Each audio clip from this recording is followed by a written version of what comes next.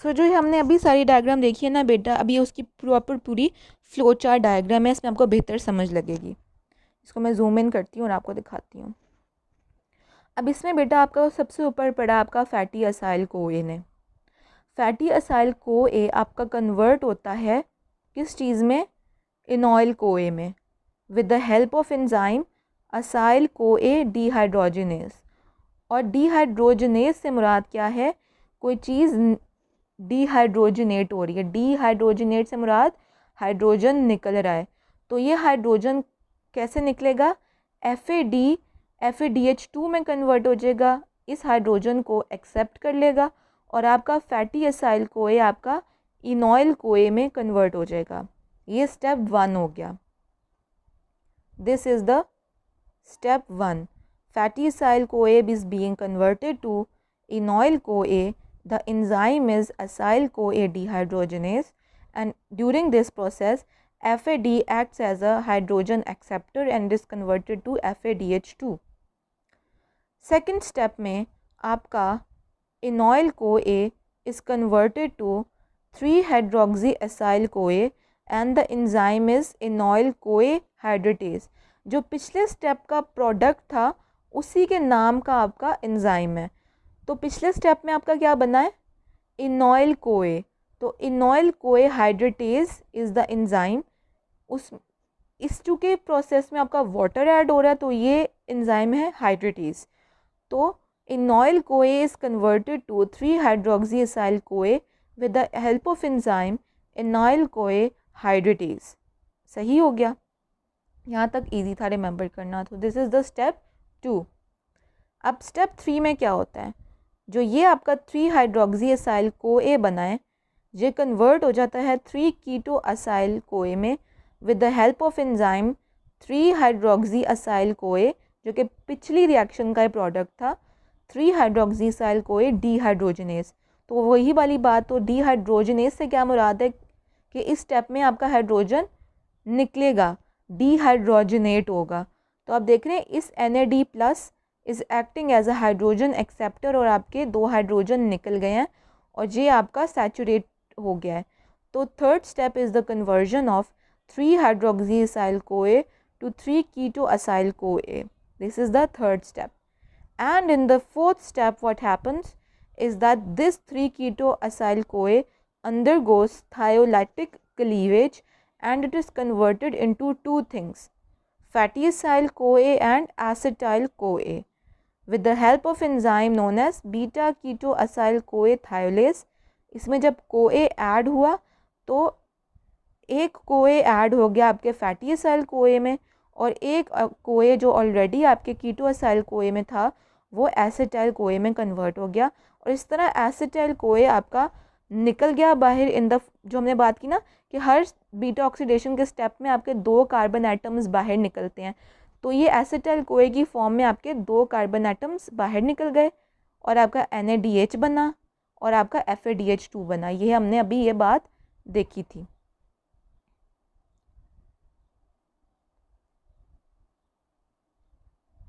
मैं दोबारा आपको वाली बात दिखा देती हूँ।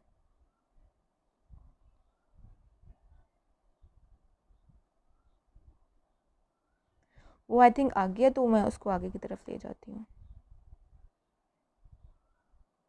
दिस ठीक है। So the energy yield from beta oxidation is very high.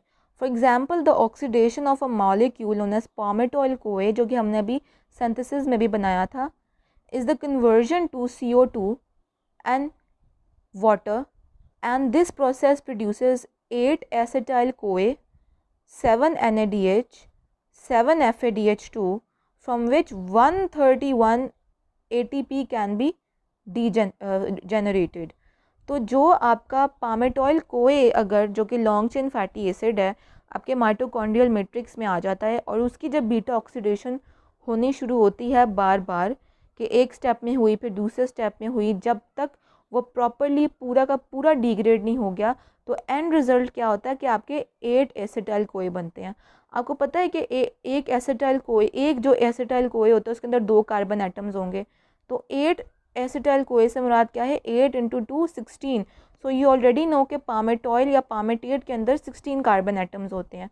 सो पामेटॉयल कोए आपका कन्वर्ट हो जाता है वाटर और आपके कार्बन डाइऑक्साइड में और प्रोड्यूस करता है 8 एसिटाइल कोए, 7 NADH, 7 FADH2 और एक मॉलिक्यूल पामेटॉयल कोए में से आपके 131 ATP के यूनिट्स निकलते हैं। फैटी एसिड जो आपका बीटा ऑक्सीडेशन है, इस स्टेप को एक्टिवेट करने के लिए भी आपके 2 ATP के मॉलिक्यूल्स यूज़ होंगे।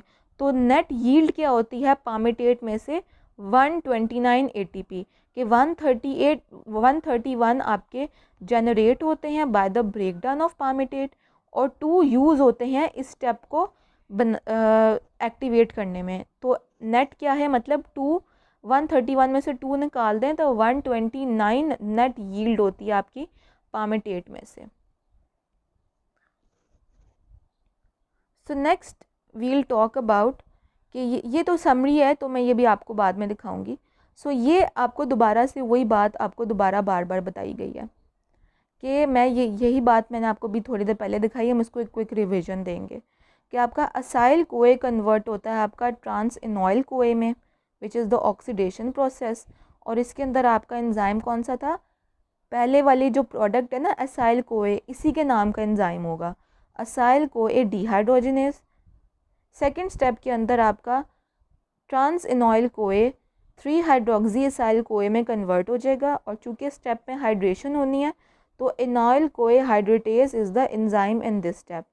थर्ड स्टेप के अंदर आपका 3 हाइड्रोक्सी असाइल कोए कन्वर्ट हो जाता है 3 कीटो असाइल कोए में और इसमें जो एंजाइम होता है वो कौन सा होता है 3 हाइड्रोक्सी असाइल कोए डिहाइड्रोजिनेस, चूँकि इसमें से हाइड्रोजन एटम्स 2 निकल रहे हैं। और चूँकि 3 कीटो असाइल कोए ने with the help of thiolytic cleavage 2 molecules में कन्वर्ट हो जाना है। सो इसका जो होता है एंजाइम होता है 3 कीटो असाइल थायोलेज।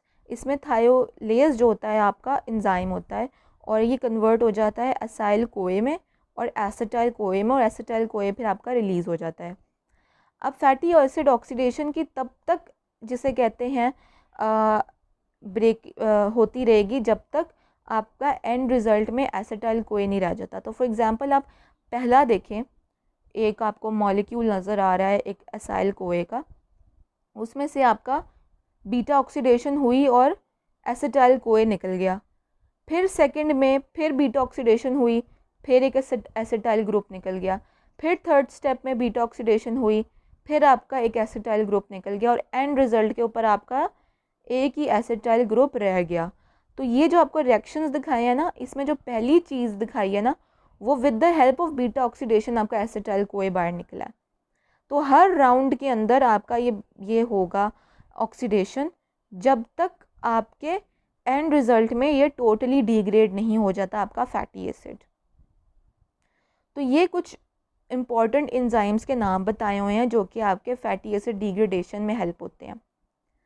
तो स्टेप जो है आपका नंबर 3 से लेके 6 तक तो वही है बीटा ऑक्सीडेशन के, ठीक है, कि एसाइल कोए आपका ट्रांस इनॉयल कोए में कन्वर्ट होता है और FAD आपका एज अ हाइड्रोजन एक्सेप्टर काम करता है। तो इसका एंजाइम क्या है, एसाइल कोए डिहाइड्रोजिनेस। फोर्थ जो स्टेप है उसमें आपका क्या होता है, ट्रांस इनॉयल कोए आपका कन्वर्ट हो जाता है 3 हाइड्रोक्सी एसाइल कोए में और इसमें आपका एंजाइम क्या है, इनॉयल कोए हाइड्रेटेज। फिफ्थ स्टेप के अंदर आपका 3 हाइड्रोक्सी एसाइल कोए कन्वर्ट हो जाता है 3 कीटो एसाइल कोए में और आपका इसमें एंजाइम क्या है, 3 हाइड्रोक्सी एसाइल कोए डिहाइड्रोजिनेस, चूँकि इसमें से हाइड्रोजन निकल रहा है स्टेप में से। और स्टेप 6 में आपका क्या रिएक्शन है, 3 कीटो एसाइल कोए is converted to acetyl CoA and acyl CoA and the enzyme is beta ketothiolase और the thiolase।